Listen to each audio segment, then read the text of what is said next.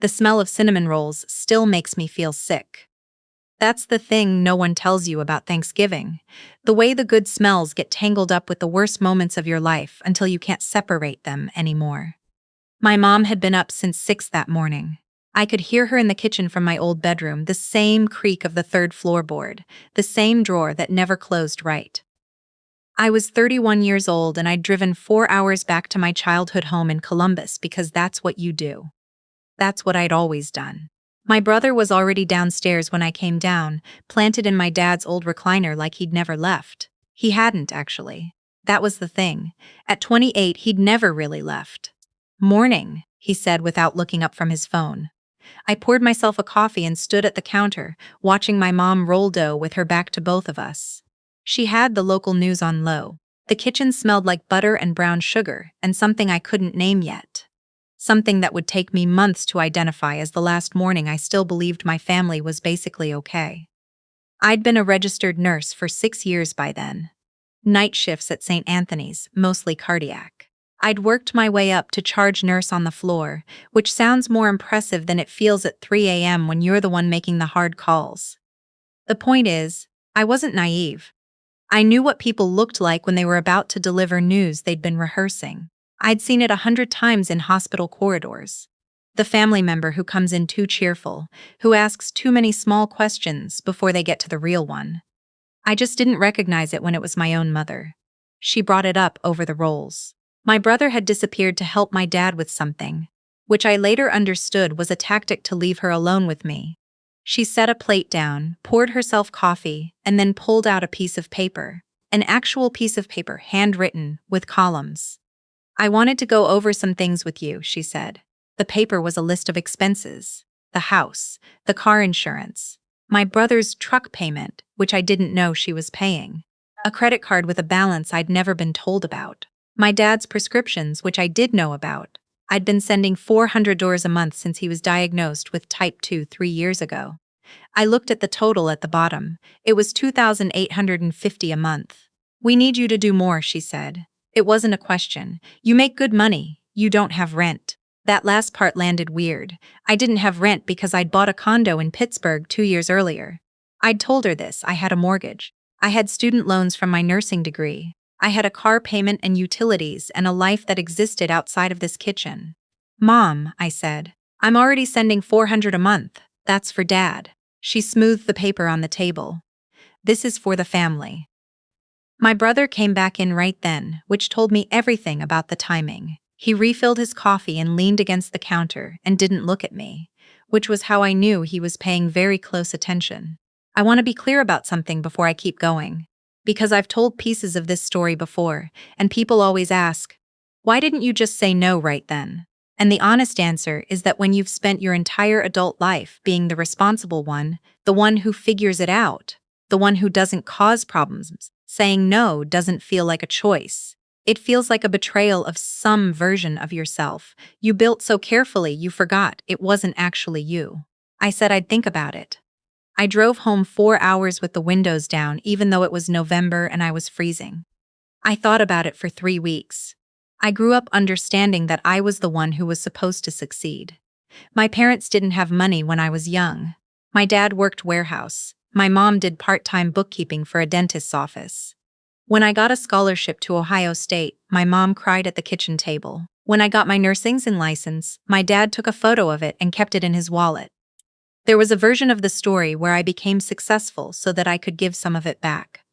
I understood that story. I'd signed up for that story. But somewhere along the way the story changed and no one told me. My dad's health issues started when I was 27. Minor at first. Fatigue, some weight gain, pre-diabetic markers that the doctor wanted to monitor. I started sending money for the copays. Then the diagnosis came and the medication costs were real, and I increased what I sent. I didn't mind. I told myself I didn't mind. He was my dad and I loved him, and this was what people did. My brother had lost his job the same year. Laid off from a logistics company that had done a round of cuts. He moved back home temporarily. That was 4 years ago. In those 4 years, he had held 2 jobs that each lasted less than 6 months and had been between things the rest of the time. My mom never said a word about it to me. I found out about the truck payment from that piece of paper on Thanksgiving. The credit card debt was newer. My mom had opened it, she told me over the phone one evening in January, because the furnace had needed replacing and they'd needed a bridge. That was 18 months ago. The balance hadn't gone down. When I asked what happened to her income, she still did bookkeeping, part-time, for a different office now. She paused. And then she said that she'd cut her hours because of my dad's appointments. That was when I started doing the math differently. Not the family math. My math. I was 31. I had $9,200 in savings. I had a 401k I'd been maxing out because I'd started late and I was trying to catch up. I had a mortgage on a condo that I loved. A 2-bedroom in Pittsburgh's Lawrenceville neighborhood, 3rd floor, with a view of the street and good light in the mornings. I had a job I was good at. I had a best friend named Gwen who lived 4 blocks away, and a small life that was genuinely mine, and I was sending home $400 a month that I couldn't really afford to increase. I called my mom back and told her I couldn't do more right now. I said it carefully. I said I was sorry. I said I hoped we could figure it out together. She cried. Not the way she cried when I graduated. Something quieter and harder, like I'd confirmed something she'd suspected about me. My brother called me an hour later. He didn't yell. That was almost worse. He was very calm and very deliberate, and he said that I had always thought I was better than everyone else, and that this was just proof. He said I'd always been like this, that I'd left and built my fancy little life and forgotten where I came from. I held the phone against my ear and looked out my window at the street below. A couple was walking a dog in the January cold. The dog kept stopping to sniff things, and the couple kept waiting patiently. I watched them until my brother stopped talking. I haven't forgotten where I came from, I said. I just can't send more money right now. He hung up. My mom didn't call for 2 weeks. When she did call, she didn't mention the money. We talked about my dad's last checkup. Good numbers. The metformin was working, and a neighbor's tree that had come down in a storm, and whether she should repaint the front door before spring. It was a normal conversation, and I held on to it hard, the way you hold on to normal things when you're starting to understand they might not last. The next call that mattered came in March. My aunt, my mom's older sister, who lives in Dayton and who I've always been closer to than most people realize, called me on a Wednesday evening. She opened with small talk, which she never does, so I was already bracing myself before she got to it. "Your mom asked me to talk to you," she said. My aunt has never been someone who softens things. She told me that my mom was 3 months behind on the house payment, that she'd borrowed against the credit card to make 2 of those payments, and the card was now at its limit. That my dad didn't know the full picture because my mom was afraid of what the stress would do to his numbers.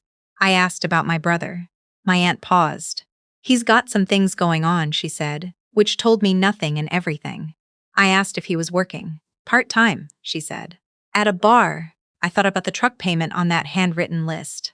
I thought about my mom rolling cinnamon rolls at 6 in the morning while I slept in my childhood bed, rehearsing what she was going to say to me. "Aunt Carol," I said, and my voice was steadier than I felt. "What exactly are they asking me to do?" She laid it out. They needed $500 a month, starting immediately. In addition to the $400 I was already sending, so fit $900 total. For the foreseeable future, which is a phrase that means forever. I was sitting on my kitchen floor by the time she finished. Not dramatically, I just slid down the cabinet while I was listening, the way you do when your legs decide they're done. My condo was quiet. The refrigerator hummed. Through the window I could see the edge of the building across the alley, lit up orange in the evening light. "I can't do that," I said. My aunt was quiet for a moment. Then, "I know." I told her that. "I want you to know I told her that." "Then why are you calling?" "Because she's my sister," she said. "And because I thought you should hear it from someone who loves you, before you hear it from someone who's going to make you feel guilty about it." I stayed on the floor for a long time after we hung up. The thing about being the responsible one is that it doesn't feel like a personality trait. It feels like a fact. Like gravity. I paid my bills on time because that was just what you did. I sent money home because that was just what you did. I drove 4 hours for Thanksgiving because that was just what you did. The responsible one doesn't decide to stop being responsible. She just keeps going until she can't. I called my mom the next day. I told her I couldn't send $100 a month. I told her I could look at increasing to $600, but that was genuinely the ceiling given my own expenses.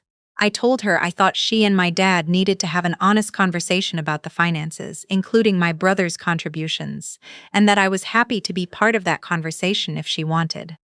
She told me I was selfish. She didn't yell it. She said it the same way she'd say the weather's supposed to be bad this weekend. Flat, certain, already decided. You've always been able to take care of yourself, she said. That's lucky. Not everyone is like that. I wanted to explain that I was able to take care of myself because I had worked 12-hour overnight shifts and taken on overtime and chosen a condo I could actually afford and not bought things I wanted because I was saving instead. I wanted to explain that able to take care of yourself is not luck. But I didn't. I'd learned enough about this kind of conversation to know that logic wasn't the language we were speaking. I love you, Mom, I said. I know you do, she said, like it was a consolation prize. I increased the transfer to $600. I told myself it was temporary, that I was buying time to figure out a better solution, that maybe my brother would get more hours at the bar, that maybe something would shift. Nothing shifted. By June, I had drained $3,000 from my savings for various emergencies that came through my mom's texts with increasing frequency. The car registration, a dental bill my dad hadn't told her about. My brother's phone bill once, because apparently his phone getting shut off was also my problem. My best friend Gwen, who knew more about this than almost anyone, sat across from me at our usual coffee place on a Saturday morning in July and said, very gently, "You know this isn't going to stop, right?" I did know that. I'd known it for a while, I just hadn't done anything about it yet. What am I supposed to do? I said. Stop sending money? Let them lose the house? You didn't take out the mortgage, she said. You're not on that loan, you can't actually lose the house. They can, that's different. I stirred my coffee for a while. My dad's sick, I said. I know, she said. Your dad is also an adult who chose to marry a woman who hid their finances from him. That's not your fault. Gwen is very good at saying things I don't want to hear. I went home that day and sat with it for a long time. I thought about what my life looked like at the current trajectory. I thought about the 401k contributions I'd had to reduce. I thought about the work trip to a conference in Seattle I'd turned down because I was nervous about the incidental expenses. I thought about the fact that I was 31 years old and the idea of taking a vacation felt impossible. I made a spreadsheet. I know that sounds very clinical for what was actually a pretty emotional afternoon, but I needed to see numbers. I put in my income, my fixed expenses, my actual disposable income after everything. Then I added what I was sending home, plus the average of the additional transfers over the past year. The number at the bottom was $140. That was what I had left each month, on average, after my own expenses and my family's expectations. $140. I stared at that number for a long time. Then I opened a new tab and started looking at what a financial advisor would charge for a one-time consultation. I met with the advisor, a woman my age, sharp, no nonsense. 3 weeks later, she looked at my numbers for about 20 minutes and then looked at me. You're supporting an adult household, she said. Are you aware of that? I'm helping my family, I said. Right, she said. 3 adults, one of whom is partially employed. That's a household, and it's not yours. She gave me 3 months. That was her advice. 3 months to taper and exit, clearly communicated with a firm end date. She said it like it was obvious. I drove home from that appointment, feeling like I'd been seen by a stranger in a way my own mother hadn't managed in years. I drafted an email to my mom that night. I rewrote it 9 times. The final version was 4 paragraphs. I said that I loved her and Dad. I said that I had been reviewing my finances and that I had reached a limit I couldn't responsibly go past. I said that I would continue the $600 transfer through September, which gave them 3 months to adjust. I said that after September I would not be able to continue the transfers, and that I hoped they would use that time to look at all the options available to them. Refinancing, my brother contributing more, my mom increasing her hours. I sent it before I could talk myself out of it. My mom called 12 minutes later. The call was 47 minutes long. I know because I looked at my phone afterward, a little stunned at myself for having stayed on that long. She went through every version of the argument, that I was abandoning them, that my dad's health would suffer from the stress, that she'd sacrificed everything for me, paid for the things I needed growing up, supported my dreams, told everyone about my nursing license.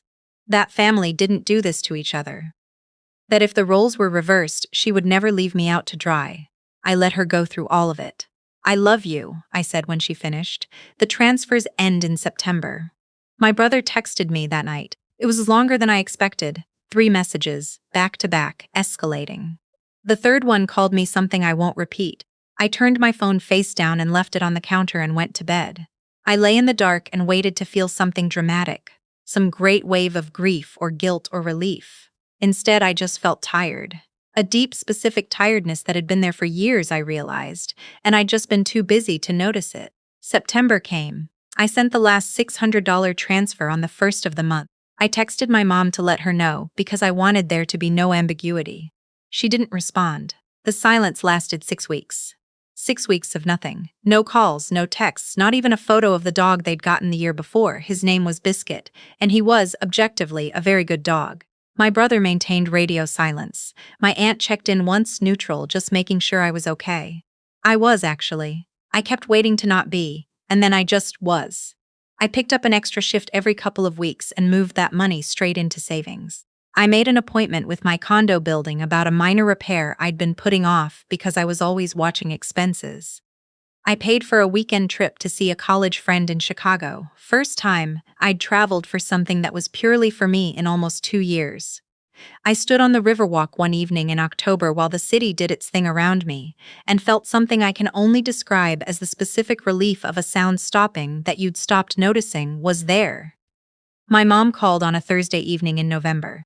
I was making dinner. Pasta, nothing special. I almost didn't answer. "Hi," I said. "Hi," she said. We were quiet for a moment. "How's Dad?" I asked. "Good numbers at his last appointment," she said. "The doctor was pleased, that's really good." More quiet. "We figured some things out," she said eventually. "Your brother got a full-time job. At a distribution center. It's not glamorous, but it's steady." "That's great," I said, and I meant it. It's not easy," she said, "but we're managing. I didn't say I told you so." I didn't say anything that had been in any of the drafts of the emails I'd never sent, all the versions of this conversation I'd rehearsed for years. I just stood in my kitchen with the pasta water starting to bubble and said, "I'm glad. I miss you," she said. It was quiet and unpracticed, the realest thing she'd said to me in a long time. "I miss you too, Mom." She didn't apologize. I don't know if she ever will. I've stopped needing her to, mostly, or I'm working on stopping. Those are different things, but they're both true. My aunt told me later that the 3-month notice had been the thing that changed it. Not the email, not the final transfer. The window I'd given them.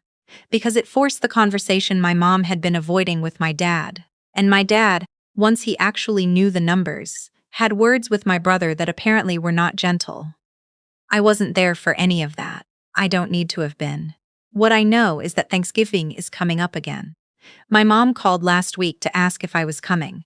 I said probably yes. I said I'd drive up Thursday morning and head back Friday afternoon. "I'll make cinnamon rolls," she said.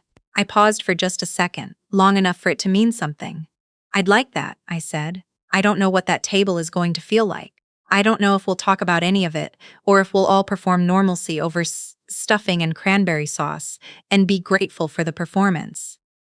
I don't know if my brother and I will ever get back to something easy, or if easy was always a myth we were both maintaining for different reasons. What I know is that I'll drive up Thursday morning. I'll sit at that table. I'll eat the food and say the things you say, and go home Friday afternoon to my condo, my mortgage, my savings account that finally has a real number in it again. And when I pull back into my street in Pittsburgh and climb the stairs to my 3rd floor, I'll do what I've done every time I come home since last September. I'll stand at the kitchen window for a minute and look out at the ordinary view, the alley, the building across the sea, and the light, whatever color the evening makes it. It's mine. That's still the realest thing I know.